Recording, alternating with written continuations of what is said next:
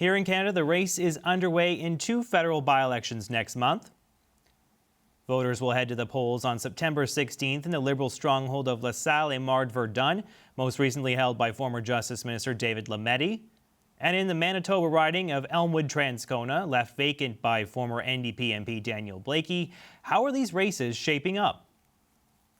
The Writ.ca's Éric Grenier is here to break down the numbers. Hey, Éric. Hey, GP. So, Éric, let's start with LaSalle-Émard-Verdun. It's a long-time Liberal riding, except for a brief interlude there with the Orange Wave and the NDP. Former Prime Minister Paul Martin held this riding as well, or at least a variation of it. How did the Liberals do last time, and what are you looking for as we approach this by-election next month? As you said, it usually is a safe seat for the Liberals, and if we look at what the results were in the last election, the Liberals won it pretty handily. They had 43% of the vote. The Bloc Québécois was second with 22%, the New Democrats had 19%, and the Conservatives had under 10% of the vote in that riding.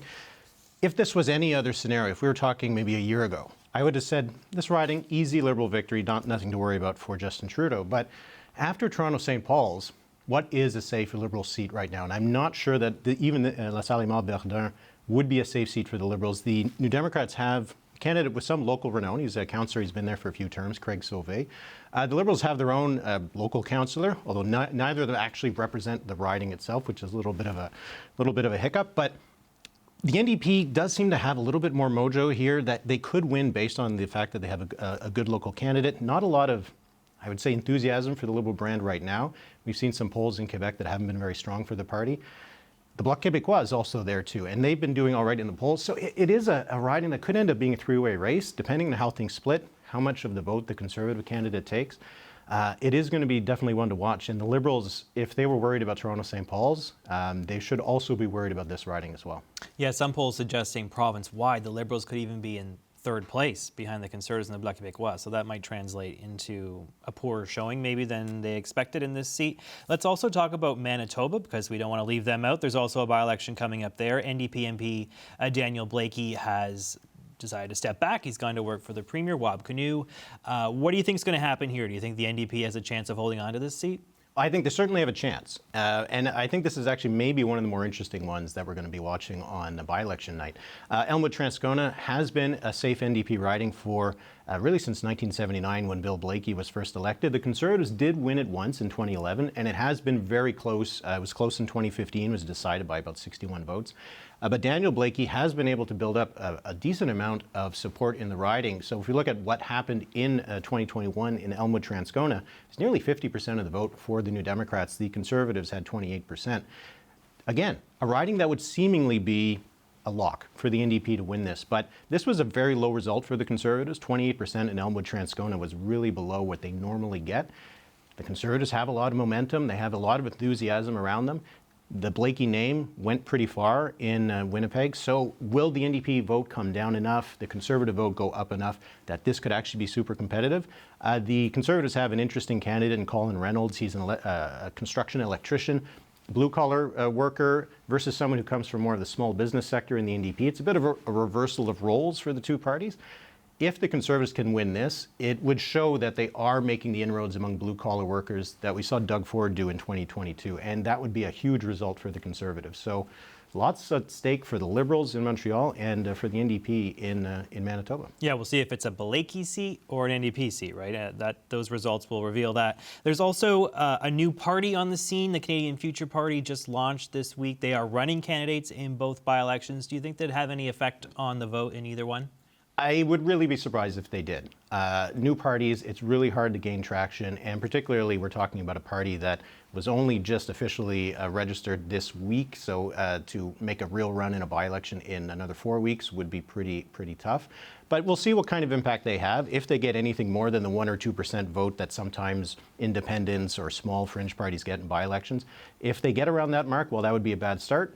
If instead they get 3-5%, maybe there is something there. We'll have to watch that. Okay, and let's zoom out a little bit and look at the national numbers. I mean, the Liberals have been consistently down now for a while, depending on what poll you're looking at, 15, 18, 20 points behind the Conservatives. Have you noticed any change in the polling numbers over the summer? Has there been any movement at all since that Toronto-St. Paul's by-election loss? Not really. And I think that is actually the biggest surprise, because last summer, that's when everything changed for the Conservatives. It was at the beginning of the summer of 2023, more or less neck and neck between the Liberals and the Conservatives. And now, as you said, 15 to 20 point lead for the Conservatives. The Liberals were hoping, apparently, to have reduced that margin by a few points by July. Did not happen. Still trailing by a huge margin in Ontario. British Columbia looks like a wasteland for the Liberals right now.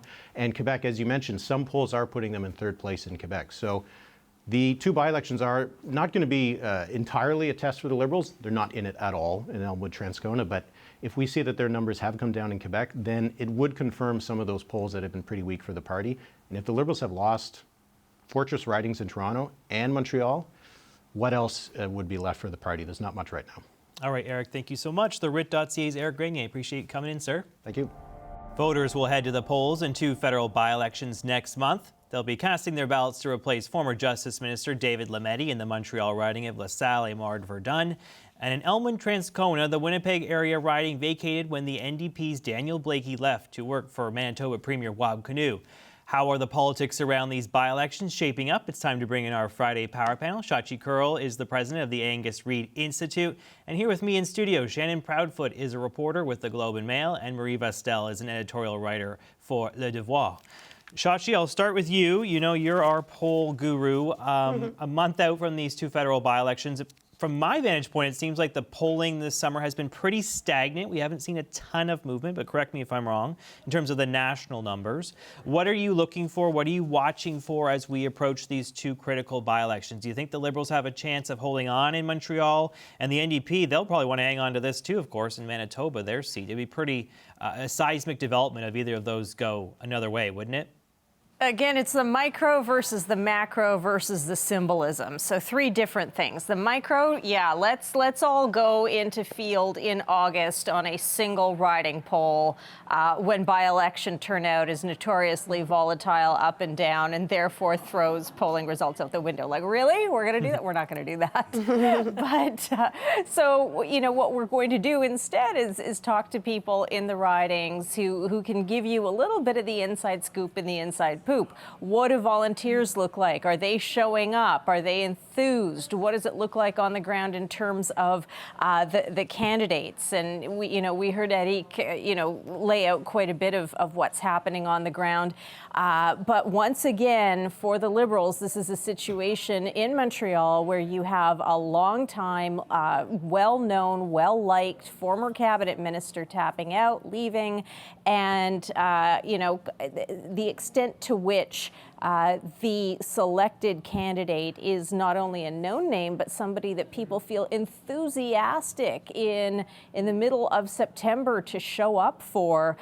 It's really about, and I've said this over and over again, this is about parties' abilities to get out the vote, to knock on doors, to really pull people by their ears and by their elbows and say, look, you got to show up. I was among those who thought that they would, initially anyway, prior to talking to people who knew what was happening much more on the ground in Toronto, St. Paul's, I thought, well, this is a long-time, long-held riding. The Liberals should have the machinery and the infrastructure to pull their vote. They did not. And so this is now a really big test for the governing party. They do not want to be humiliated again. They do not want to give up another one because, and this goes, so there's the micro, there's the symbolism because of what's going on with the macro. They lose another one, they lose another one, they lose another one. All of a sudden, it looks like a trend, it's snowballing. And at some point, and let's face it, the polls have already been nationally in a pretty grim place for the government over the last 2 years. But at some point, it really then becomes the point of no return. And so by-elections are an important symbol around trying to stave that off. Like, hey, there's still a pulse, still a little summer left. Yeah, Marie, she mentioned Toronto St. Paul's, and I was in there. I was in the riding for a week before that result, and I was shocked by just how much anger there was towards the Prime Minister. It was palpable. And then sure enough, they lose, a stronghold they've held for more than 30 years. This is kind of a similar thing, right? LaSalle-Émard has been Liberal pretty much forever, except for a brief interlude with the Orange Wave. What are you expecting? You know Quebec well. Do you think that the poor Liberal polling numbers, even provincially, we know that they might have even dropped down to third place, right? Bloc Québécois and Conservatives leading them there potentially, at least according to one poll. How do you think they perform, and is this a must-win for Trudeau? I think there's Liberal fatigue everywhere. They had been doing better in Quebec, but I mean, Quebec is not immune to being, usual political cycles. It's usually 10 years. It's been almost 9. This is sort of the way things usually go. And so I think no matter what, they're not going to win a solid win in LaSalle-Émard. I think if they do lose, I'm not sure they'll lose, but I think if they do lose, I think it's pretty disastrous for the Prime Minister, for the reasons that Shachi demonstrated, because Quebec was seen as sort of the last fortress for the Liberals. They were not first in any province, but they still had Quebec in those 30-plus seats. If they lose that, then the message, I think, to caucus is just going to refuel panic in caucus, and not just GTA Ontario caucus. If they lose Quebec in the eyes of MPs, then where are they safe? We've been saying it since Toronto St. Paul's, but it's even more true. There are local dynamics in LaSalle-Émard that make it that it's tighter this time around. It's actually new writing from 2015, and half of what it used to be was Bloc for a while. So it's not, people say it's Liberal safe seat, yes and no. And the NDP candidate is a city councillor. He's been a city councillor for over 10 years. He's been campaigning since March. Jagmeet Singh went 7 times. So there are reasons why it's a little bit more difficult, but those reasons don't really matter if they lose, right? It's all about optics. And I think the challenge in this case, I was listening to Shachi, every end of cycle government after 9, 10 years, some big names, ministers don't run again. It's just the nature of the game. It was the same under Stephen Harper. I think in this case, it's self-inflicted ministers leaving because of some cabinet shuffles, and then by-elections happening at the end of that cycle, and that's what makes it harder. If they all just left and there was a general election and then government changes, some seats turn a different color, it's just the usual story. But now we're having by-election after by-election of safe seats because there were shuffles and some people decided to leave, and it just creates this narrative that they're just losing St. Paul's. Are they going to lose Verdun? Yeah, it could be one of the most disastrous cabinet shuffles ever, right? Like they thought they could do a cabinet shuffle to freshen things up a bit, maybe give them a little pep in their step, and then they have Carolyn Bennett step back. They lose Toronto St. Paul's, and now they're in a tough fight in LaSalle-Émard. Like that, they might want to rethink how they do cabinet shuffles maybe, and not assume some of these seats are all that safe, right, Shannon? We were hearing some chatter out of Sudbury this week. You might have remembered that the Prime Minister kind of surprisingly showed up in Sudbury to meet with the Ontario caucus of his party. We were hearing some anxiety from people. They're worried about LaSalle-Émard because they're like, we don't want another shoe to drop. Not a lot of talk about Elmwood-Transcona there because they assume that's already done, but they are worried about Fortress Montreal. What are you watching for? Well, that's it. When we're talking about the symbolic value of all of this, there's multiple audiences for that, right? And maybe the most important or sort of most dramatic for the Prime Minister is going to be his own caucus. We started to see a lot of bubbling up of sort of discontent, where I think we hadn't really seen that much, even as the polls got more and more dire throughout all of last school year, shall we say. There wasn't a lot of it. And then as we headed into the summer, you started to see that discontent coming from within the ranks. And that's where you're going to get panic because people see their own hide on the line. They think if that seat is going down, if Toronto St. Paul went down, what's going to happen to me? Why are you, leader of the party, not responding better to the moment? There's a lesson you could take from Toronto St. Paul. Maybe it's the lesson that the Tories learned or taught everyone else, which is work your butt off quietly and manage expectations, which they did expertly in that case. And I don't know to what degree the Liberals were authentically caught off guard by that, but that was a case where even a close win in Toronto St. Paul would have been considered going down in a heap, and instead they didn't even pull that out. But what I thought was sort of more damning after the fact was at least the public-facing version of the lesson the Prime Minister, the Deputy Prime Minister seemed to take from that, which is they kind of, I always call it, they passive voiced it. They said, there is anger and deep frustration in the land. People are upset. as though they're just upset at kind of like an amorphous blob floating above the land, like the ground somewhere. And like the lesson you need to take is they're upset with you. And whether you think you deserve that or not, they're the ones who get to vote, they get to fire you. And the polls are what they are. We are well beyond the point of pretending that it is not what it is, that it is going to, right the ship, like it's like Homer Simpson with the turkey flying through the air. It's still good, it's still good. It's not good. The turkey's flying through the air. Say what you will about the Prime Minister, though, Shachi, he's been able to keep his caucus in line, right? He's gone through a bad period, but there's only one guy, Wayne Long out of New Brunswick, who's called for him to go. Everybody else has kind of fallen in line. True. I think that's also a sign of what the polling is showing, and we've been in field on this issue. Other pollsters have been in field on this issue that clearly show that would-be replacements that others in caucus or cabinet, frankly, have no better shot at writing that, like taking that turkey out of the air or preventing the turkey from ever having gone into the air.